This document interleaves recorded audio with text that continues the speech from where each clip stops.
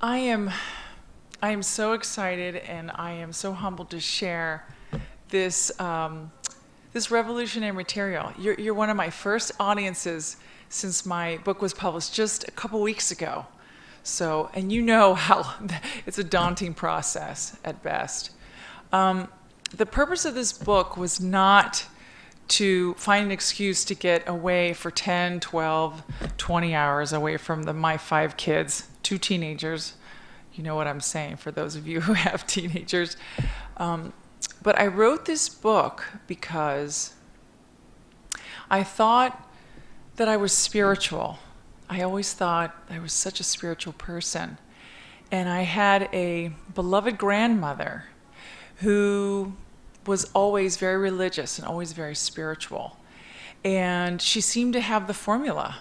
She seemed to know the way towards awakening, enlightenment. She knew how to plug into her bliss. And I thought as a little girl that if she knew the way, I could be under her tutelage and find the way towards my happiness. And she always told me, Jennifer, there's a better place than this. And I said to myself, well, that's interesting because, what's wrong with this place? Is it bad? I just got here. And she would also say to me, don't get too comfortable into the material pleasures of the world. Don't partake in too much of the material abundance, because that will also keep you from this better place. And I thought, okay, that's already a no see, no touch policy, so this is already no fun. And she also told me that the body it'll want yearnings and pleasures, that the material world you will be wanting to plug in and the desires. That will keep you from this better place that she was talking about. So from the get-go, I questioned this because I thought, didn't a greater power than me create all this stuff? This beauty, this wonder? And I felt this intrinsic sense of guilt, like already seep inside. What was it that I was made of that could be so wrong, that already was bad, that was already missing? I was just got here, but I already had to go to this better place. And I tried this formula, but it didn't work. And I looked around and there was a lot of other people it wasn't working good for as well. In fact, there was a dismal success rate. And I came to the startling conclusion that either we were all hopeless, broken failures, or the formula for enlightenment was wrong. So are you ready? Are you ready to take this journey with me for the next hour? I want to hear I'm ready. Are you ready? Good, because we're going to go on this journey, and it's going to be a little bit of a startling revelation at best. I mean, how many of you have ever been in yoga class and you get back in your car the next minute and you're screaming at the person in front of you, get off the road, Grandpa. I mean, you got anything else better to do? I mean, how many of you find yourself, or even at this seminar yesterday, and you're feeling like you're listening to the inspirational talks, you feel like your consciousness is raised, and you get home, and the moment someone says, well, you look tired. Did you gain some weight? Or your kid comes in and says, Mom, I finger painted the walls. Or it's just the smallest things can bring us in a tailspin, and we can find ourselves not being able to plug in for days, weeks, lifetimes. And I wonder, what is it? Why is it that something that should be so natural should seem so hard to plug into? Why should something that should be so intrinsic, so hard to get to? I mean, after all, there are billions of antidotes out there. The self-help industry is $11 billion strong. With the latest antidotes, self-help books, seminars, workshops, 10-step plans, you name it. But all these solutions are aimed at someone who has a problem. And I keep thinking, but do I have a problem? That means something's missing with me. Something is going to keep me out there, always seeking and searching for a solution out there. But isn't it all going on in here? And after all, this keeps me on a never-ending hamster wheel of solutions, constantly searching and seeking. It's addicting because there's always something new to get. And that's maybe why nothing works. Because how can enlightenment be a 10-step plan you can memorize when it's a revelation of what was already there? You cannot become what you already are. You cannot become what you already are because you already are awakened. You already are awakened. And so was that waiter and your mother-in-law and your ex-husband and everybody around you. Just like you cannot be semi-pregnant, you cannot become semi-awakened. Just like you cannot be semi-pregnant, you cannot be semi-awakened.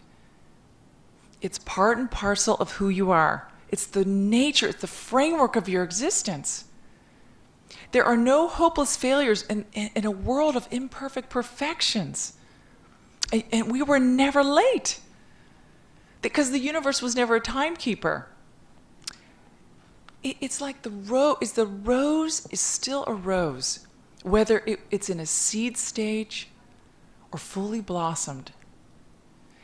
At every stage, at every outward appearance, it is still expressing its whole potential. Its whole potential. It is still a rose. And just like we are, even if we are dormant in a seed stage, or we're fully blossomed, we are still expressing our whole potential. We are still all right as we are. And there's no difference between the guru or the seeker. They're both awakened. They're both awakened. But it's just the guru who has realized it. So, what words, let me just say something. Words bind or remind us of who we are. Words, I want you to remember that. Words are thoughts, and they bind or remind us of who we are. I know you remember that, because you were here. And we have been taught to believe that there is a large portion of us, I mean, our physical bodies, we inherited these. We were born into a physical body. And we were taught that these were dense, that they're inferior, and they're basically keeping us from becoming clearer. They're basically keeping us from ascending, from achieving higher states of consciousness. Most spiritual and religious teachings teach us that in order to become more holy, in order to become more clear, to ascend, we must transcend this physical body and this physical world that we live in. I mean, basically, that's the gist of it.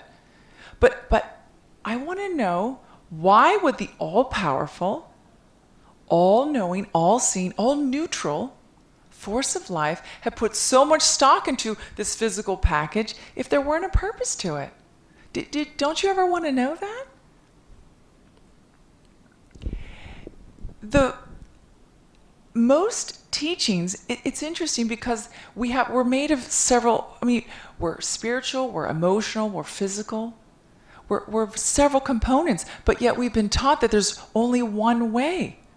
You go to a workshop, an average seminar, but you'll be taught that there's only one way to have a meaningful existence, and that's through our spiritual essence, our ethereal essence. Now, that's a big challenge because you can't see, you can't feel it, you can't hear it, you can't touch that.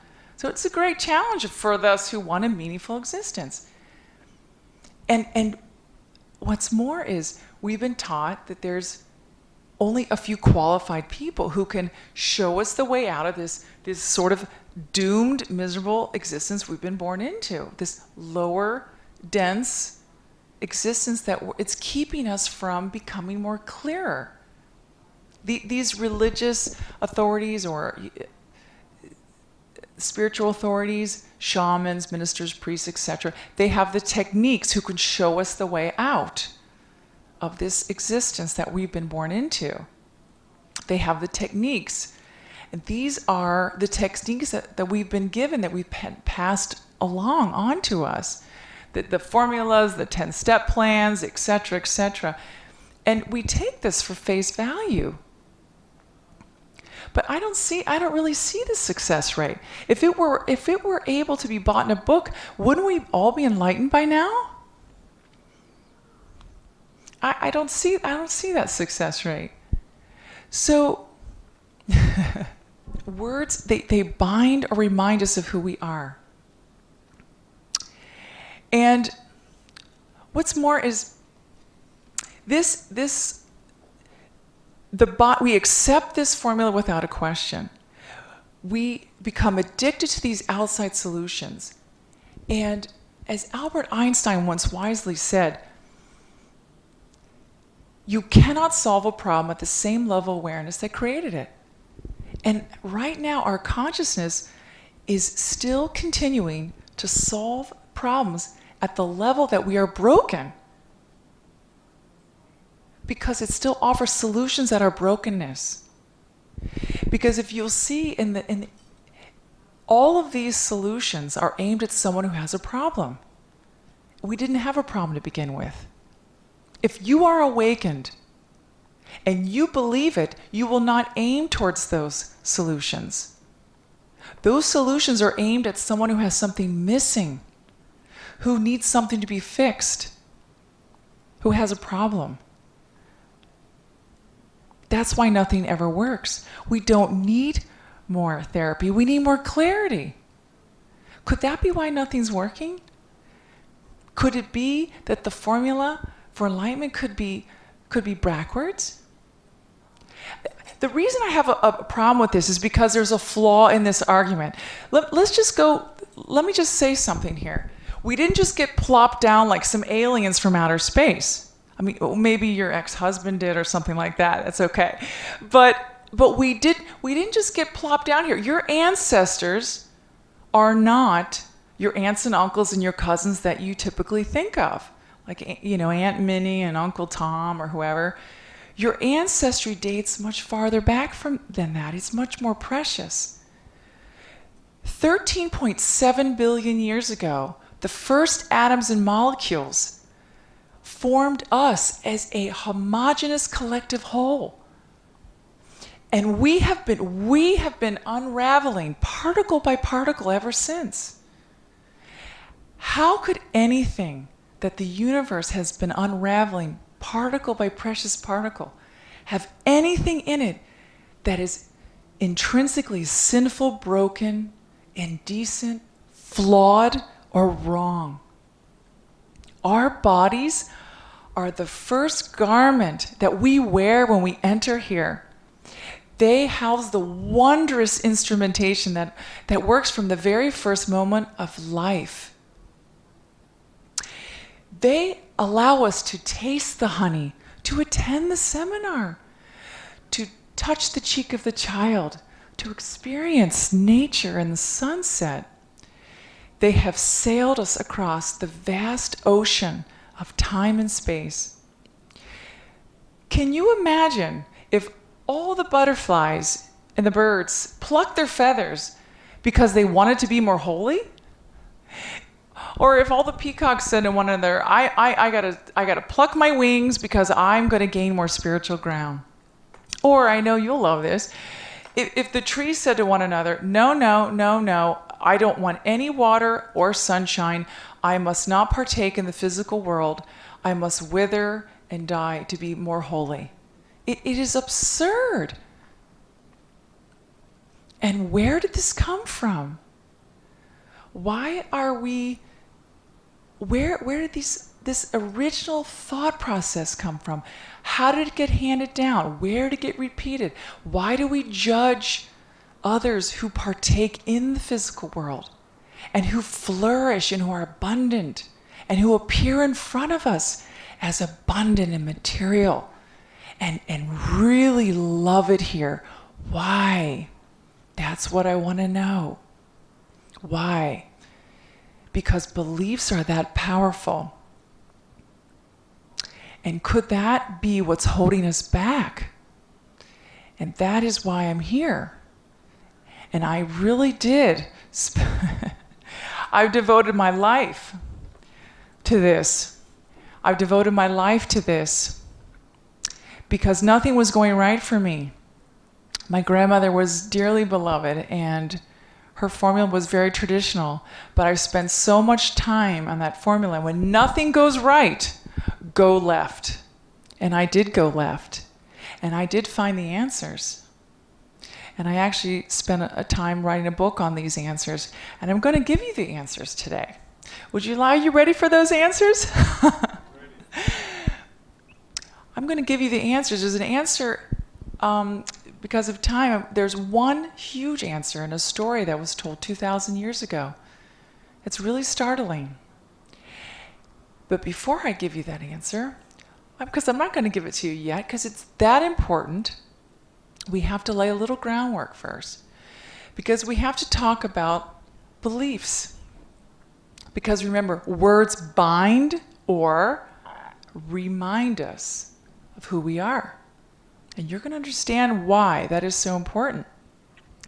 Because why are beliefs so important? Because most spiritual or religious teachings still say that in order to become more clear, to be higher, to be holier, to achieve more ascension, just to become better in all wondrous ways, whether it is through a mantra, it doesn't matter what it is. We must transcend. We must go away from our physical body, physical presence, physical world. There is a different way. And I'm actually trying to question this and saying, I don't think that's the way. I think it's the opposite. I think it's the opposite way. And I just want us to entertain this because the world was flat. I mean, how many years ago? Until we had just one little spark, one little question. These are unchallenged, invalidated things until someone questions it. We must continue to question because we don't know the origin of this until we question the origin of these beliefs, because this is what I'm going to show you, how these are beliefs. But you cannot have it both ways. Either we are perfect, we're made of God's stuff, or everything that the universe made is flawed. Everything the universe made is flawed. It can't be both ways. And as I was growing up as a little girl, and as you perhaps have been growing up as children, we have been, it's just a subjective belief. We've been told the same thing. We've not questioned it. It's been taught, handed down. But I still sought solace in the physical world. I went to the woods. I went in front of flowers or trees. When I wanted to escape, this is where I found the intrinsic presence. It brought me to my center. So I was confused. The physical world brought me the peace I wanted. And when I grew up, I couldn't bring the trees into the office, into the divorces and in the courtrooms and the dishes and all that everyday life. I couldn't do that. The checkout counters at Target and post office and, life. But I realized that when I grew older, that I wasn't there to let these things, I wasn't there to get through my life. We're always taught, get through your life because there's a better place. Remember what Grandma said, it's a better place. We're not here to get through this life to a better place. We're here to let this everyday physical existence, this physical everyday washing the dishes, line at Target, to-do list, We're here to let it shape us, mold us, allow us to show kindness, compassion, generosity. This is our sacred contract. This is our ministry. This is our profound awareness, awakening, enlightenment portal.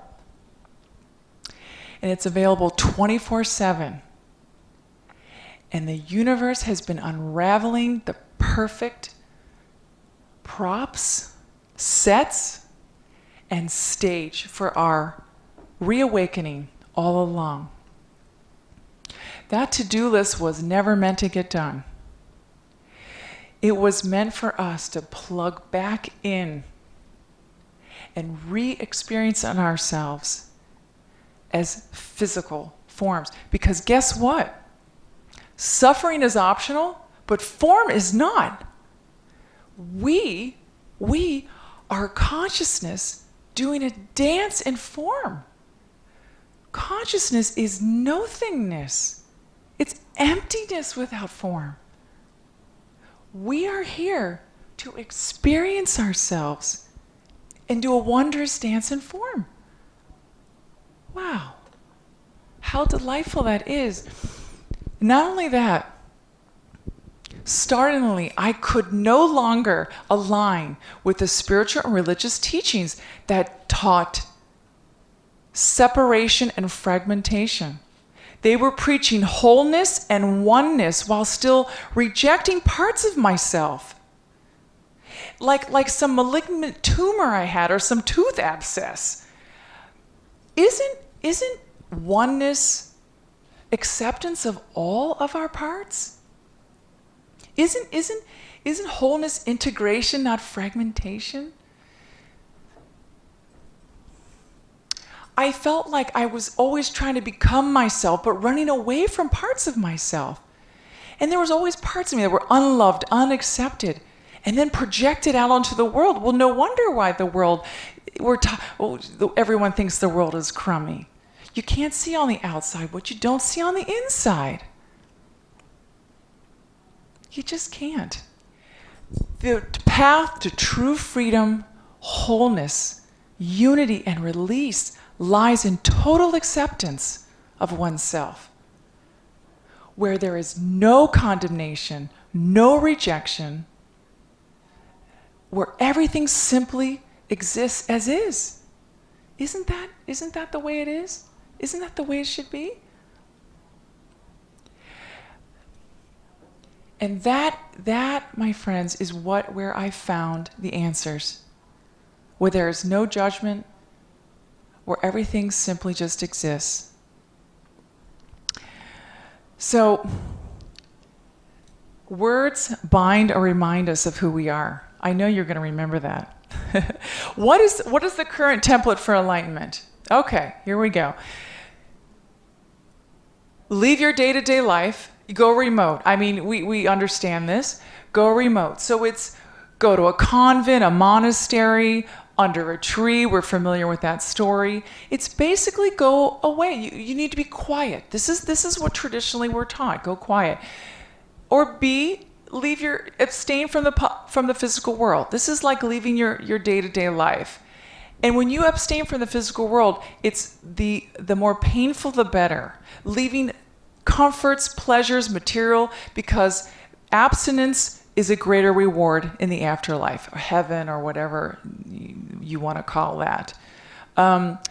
This is also where we've been trained to reward pain over pleasure, or struggle over ease. This has been ingrained for thousands of years.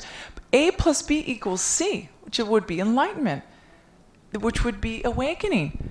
But I'm asking, did any of you ride a horse to the convention center today?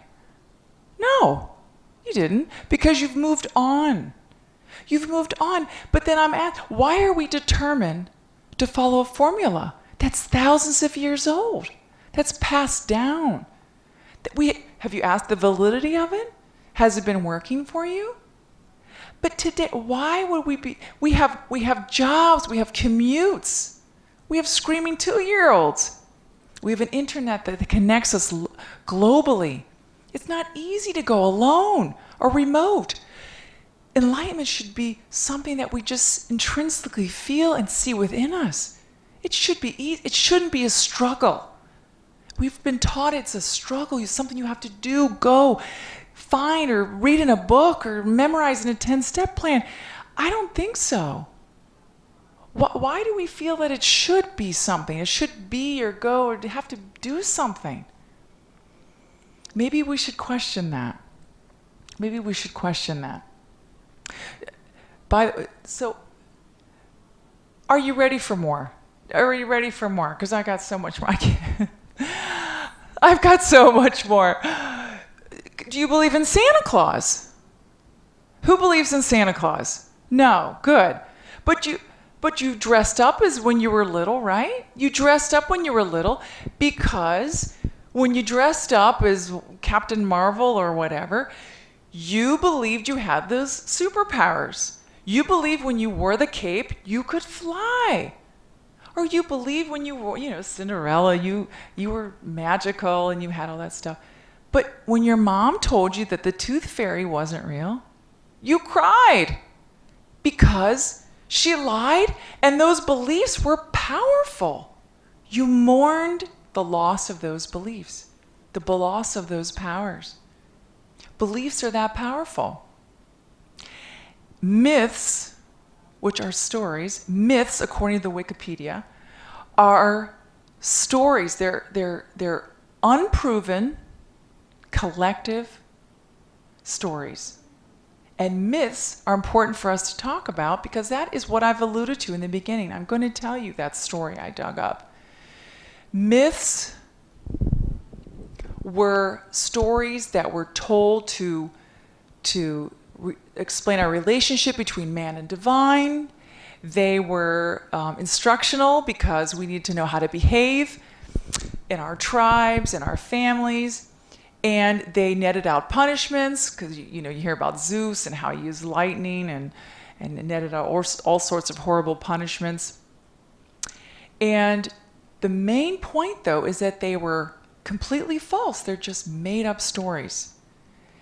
These started as oral in origin. They were told around campfires, and they later became texts, written sacred texts, and they are what our religions are based on today.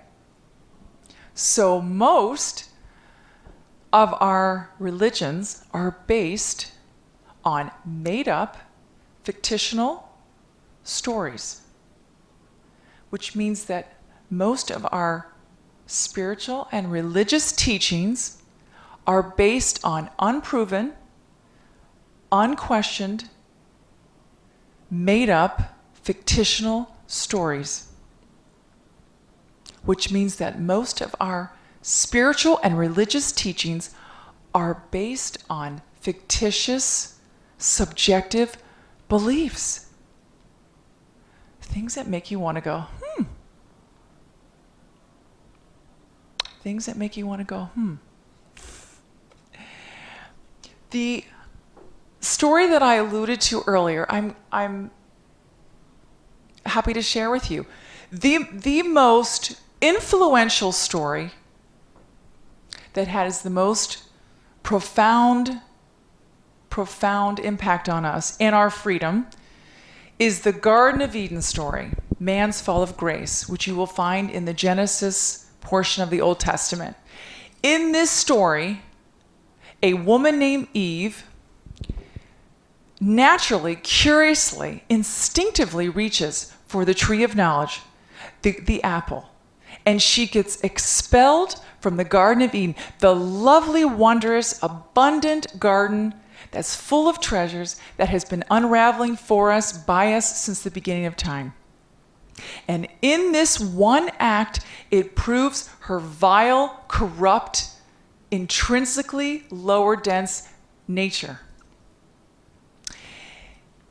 In this one decision, as the story goes, it proves her corrupt, her yearnings, her shameful longings and desires that are innate to her very physical longing desires that she's born into.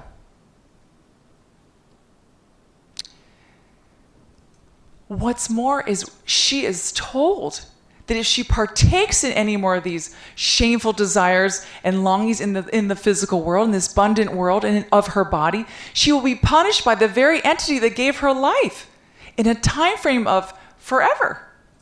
Forever. It's not very long. And she is shamed by this. She is shamed by these innate desires and these longings of this abundance and this material and this beautifulness and these gorgeous, everything that was ever made for her, made for us. And from then on, we were offered two choices: align with the physical world and burn in hell, or be shown the way out by the religious authorities and ascend. But by ascending, we would do penance. We would do penance for the original sin we were born into, because we were born broken. We were born broken with an innate, intrinsic, sinful, longing, desirous nature. Go figure. Go figure. And we would be doing penance for a crime we would never remember committing, and doing time for a crime we don't remember doing. And we were expelled from the Garden of Eden, our physical world, and from then on there would be a permanent split between our physical and spiritual worlds. And that's what you see when you see compartmentalization between religious and spiritual life. You see us going to church if you want to see us getting redeemed, because our everyday life, it was doomed. Our everyday life was doomed. And we'd have to go to church for an hour and get redeemed. We'd have to go to church. That would be our way of getting penance and getting better. So I found this very profound too, because there is no such thing as religious life, home life, job life. It's all one life. There's no such thing as spiritual life, material life. It's all one, it's all spiritual.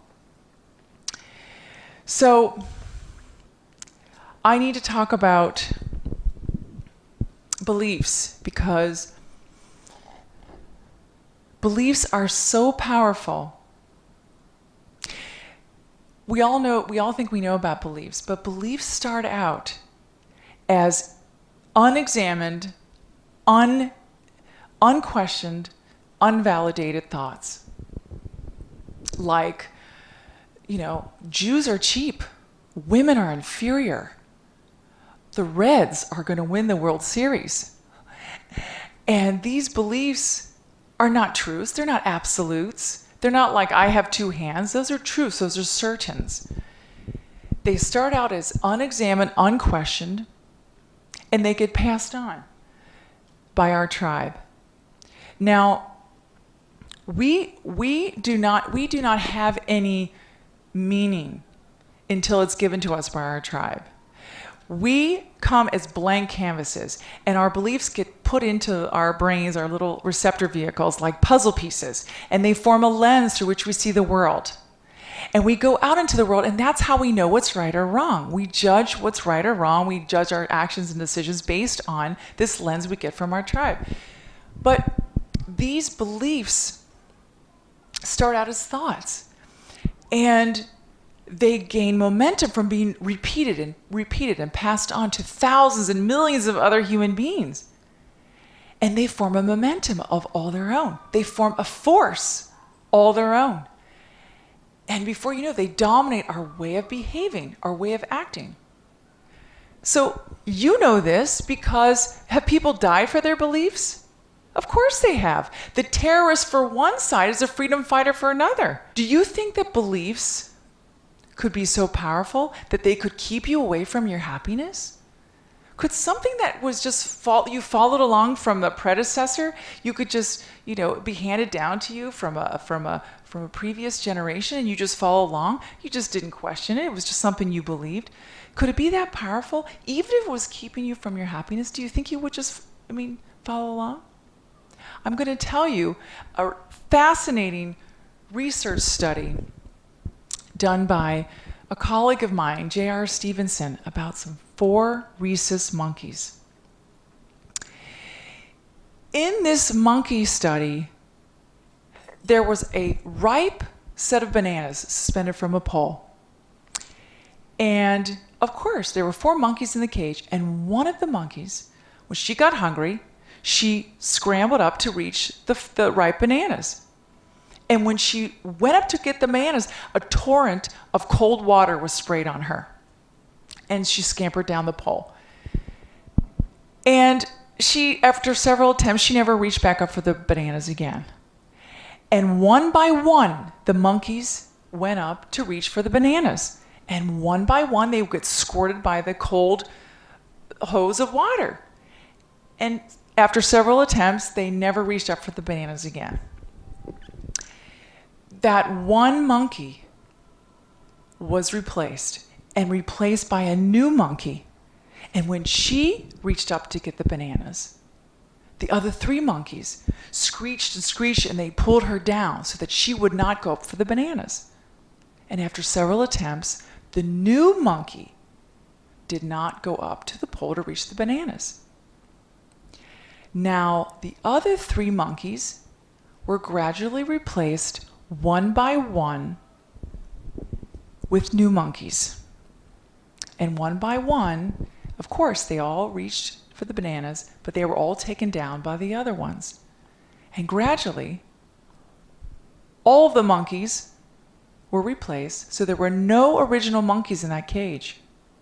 But yet, none of the monkeys went near the bananas or near the pole. And not one of them questioned why. And not one of them knew why. And that, my friends, is the power of beliefs. How many of us are merely imitating the thoughts of our predecessors, or merely imitating the actions of our predecessors, just because they've been passed on? Just because they've been passed on. And we're not reaching out for the bananas, for our beautiful lives, because it's been handed down. But we're not questioning it, we're not challenging it, we're not validating it, because we're just believing that it's true. It's a powerful study.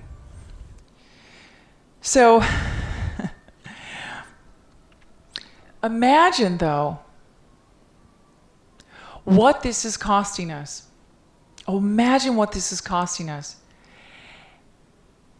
As this mythical story of Adam and Eve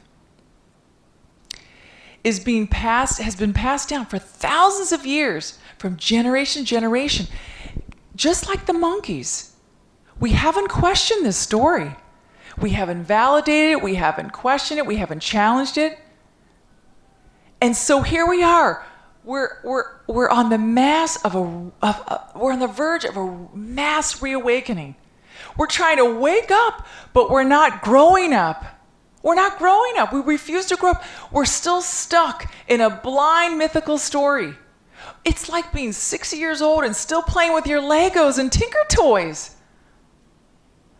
We are still trying to become ourselves, but still trying to run away from ourselves.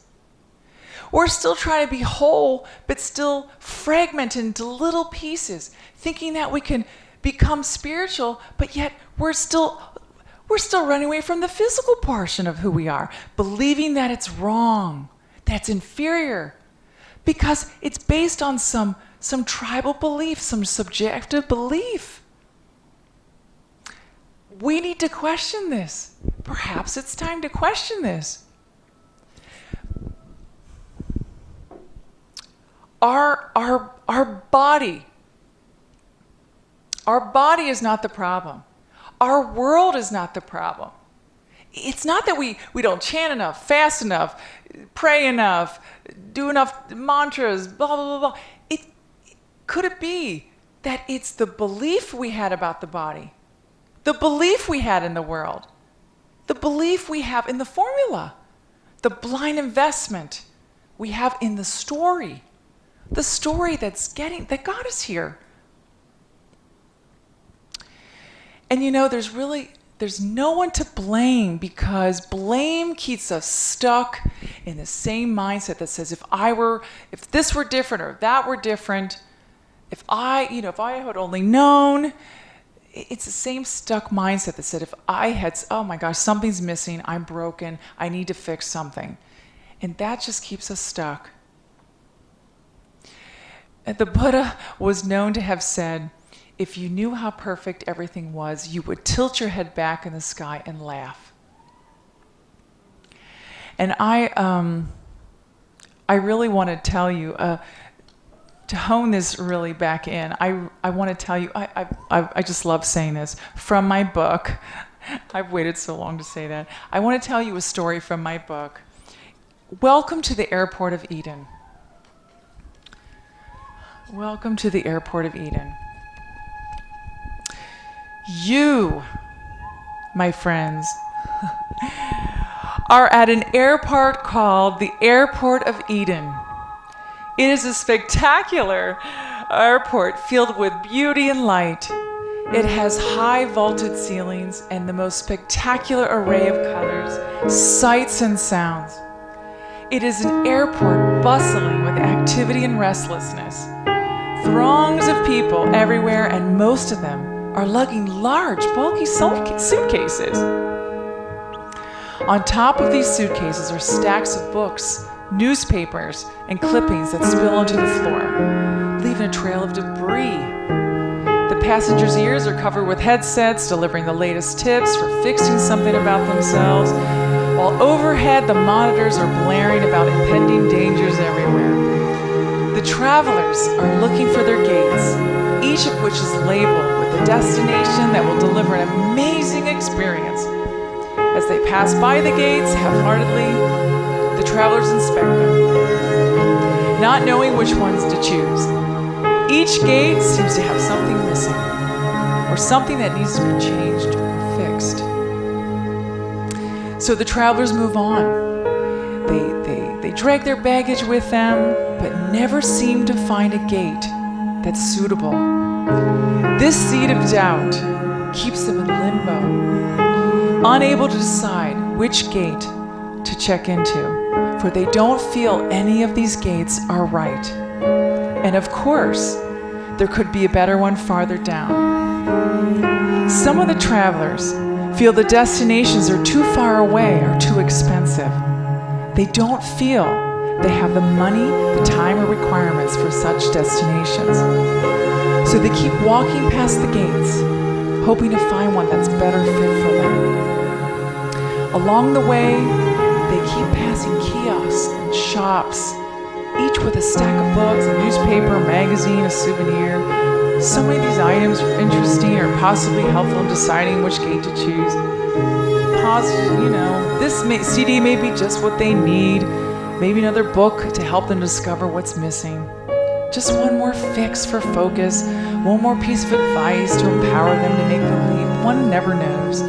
It could be just the right elixir or antidote to calm their nerves. The travelers pile more of these purchases on top of their other purchases, on top of their already heavy baggages.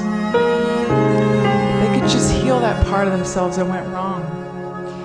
If they could just figure out a way to stop being who they are and try to become who they were taught to become, then maybe they would know which gate to choose. In a state of awareness, you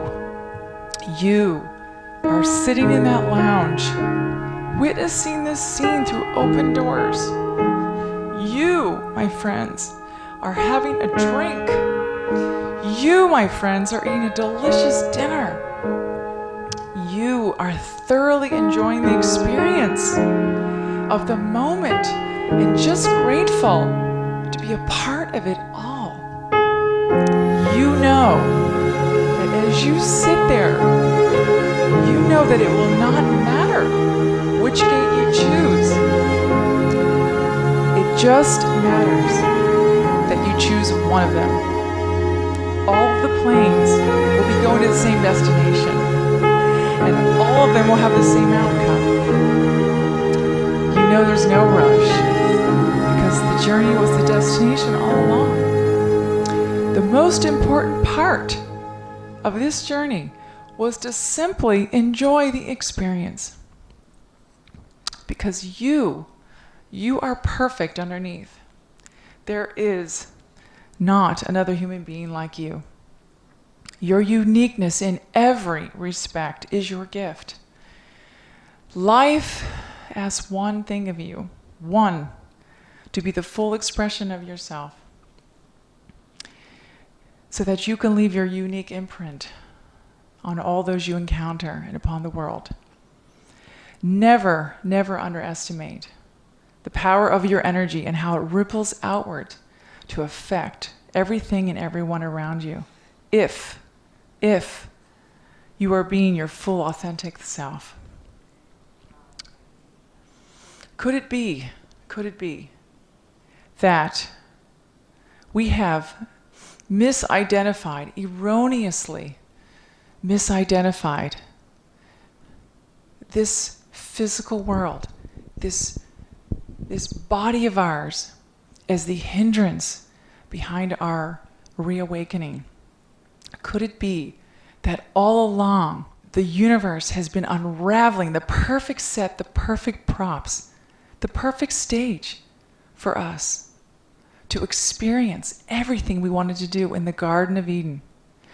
Could it be that we have been like Dorothy on the Wizard of Oz, going down this yellow brick road like freaking morons, trying to seek out the wizard and antidotes and people and elixirs and 10-step plans. And we get to the wizard, and what happens? He is an illusion. He has no power. And what happens to Dorothy? She's told you had the power all along. And she even has a glittery set of red shoes. And when she asked Glinda the Good Witch, she says, "Why didn't you just tell me?" And Glinda says, "Because you would not have believed me. You had to find it out for yourself. You would not have believed me." You know why? Because beliefs are that powerful. Because beliefs are that powerful. Someone reached out for a forbidden fruit, and we have been paying for that ever since. You know, it spread like a worldwide virus, and it just infected everyone that it came into contact with. But it doesn't have to anymore. You know, beliefs can be challenged, they can be questioned, they can be validated. And this, you know, enlightenment as a formula, it just doesn't work. It doesn't work. It can never be a 10-step plan or something you can memorize when it's a revelation of what was already there.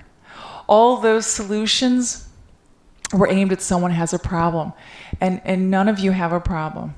You were never broken, and there was never anything to fix. Never, never. Oh, I just have to tell you that with new awareness, you can solve an old problem in a new way. All it takes is a 1% shift. You can walk out of this door with a completely new consciousness level, because that's all it takes. The path to true unity, freedom, and wholeness lies in total acceptance, where nothing is condemned, nothing is judged, nothing is rejected, transcended, or blamed. Where all exists as is. Where all exists as is. We got to stop healing the problems we never had.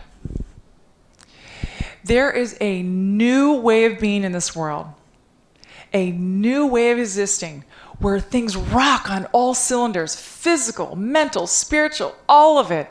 We have better things to do with our energy and better ways to use our lives. This world really is too good to miss. Really is too good to miss. If you knew how perfect and how magnificent you are, it would scare the magnificence right out of you. And I will be here reminding you of this magnificence until the day you can see it in yourself. Are you ready? Thank you very much.